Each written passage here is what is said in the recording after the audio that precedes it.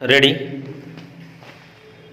Start. Gujarat विधानसभा चुनाव को लेकर यही प्रश्न सतह पर था कि भाजपा लगातार 7वीं बार जीत हासिल कर रिकॉर्ड कायम करेगी या नहीं। नतीजों से सिद्ध हुआ कि उसने यह काम शानदार ढंग से कर दिखाया। उसकी सीटों की संख्या 155 के आंकड़े को पार कर गई। यह अप्रत्याशित होने के साथ इसका परिचायक भी है कि यदि उसके विरोधी दल एकजुट हो जाते तो भी वे उससे पार नहीं पा सकते थे। भाजपा की 7वीं बार प्रचंड बहुमत से जीत उसके प्रति जनता के भरोसे को रेखांकित करने के साथ ही यह भी बताती है कि सुशासन के जरिए जनता की अपेक्षाओं पर खरा उतरकर सत्ता विरोधी रुझान को आसानी से मात दी जा सकती है। गुजरात के नतीजे आशा और अनुमान के अनुरूप तो हैं, लेकिन इसकी कल्पना नहीं की जाती थी कि पिछली बार 77 सीटें जीतने वाली कांग्रेस महज 17 सीटों पर सिमट जाएगी। अपनी इस दुर्गति के लिए कांग्रेस स्वयं के अलावा किसी अन्य को जिम्मेदार नहीं ठहरा सकती।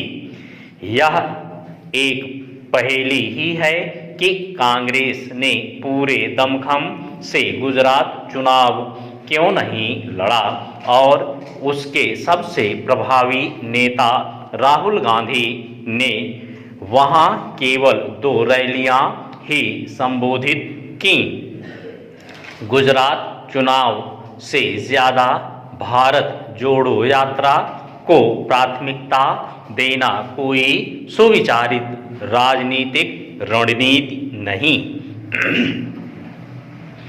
जैसे गुजरात को लेकर यह प्रश्न था कि भाजपा जीत का रिकॉर्ड बनाएगी या नहीं, वैसे ही हिमाचल को लेकर यह सवाल था कि बारी बारी से सत्ता परिवर्तन का रिवाज बदलेगा या नहीं।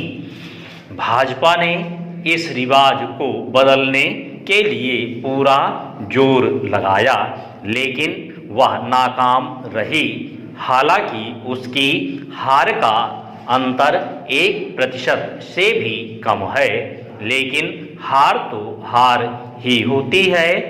वह इसे टाल सकती थी यदि उसने टिकट वितरण ढंग से किया होता और सत्ता विरोधी रुझान से निपटने के लिए समय रहते सक्रियता दिखाई होती। उसे इसका आभास होना चाहिए कि कांग्रेस ने सत्ता विरोधी रुझान को बेहतर तरीके से भुनाया। हालांकि जीत कांग्रेस के लिए एक बड़ी राहत है, क्योंकि बीते 4 वर्ष में वह पहली बार विधानसभा का चुनाव जीत सकी है। हिमाचल की जीत कांग्रेस को संजीवनी देने वाली है, लेकिन गुजरात की करारी हार राष्ट्रीय स्तर पर उसके उत्थान को लेकर प्रश्न चिन्ह लगाती रहेगी। गुजरात और हिमाचल प्रदेश में तीसरे खिलाड़ी के तौर पर आम आदमी पार्टी भी मैदान में थी और अपनी जीत के बड़े बड़े दावे कर रही थी, लेकिन वैसा कुछ नहीं होना था जैसा उसकी ओर से कहा जा रहा था।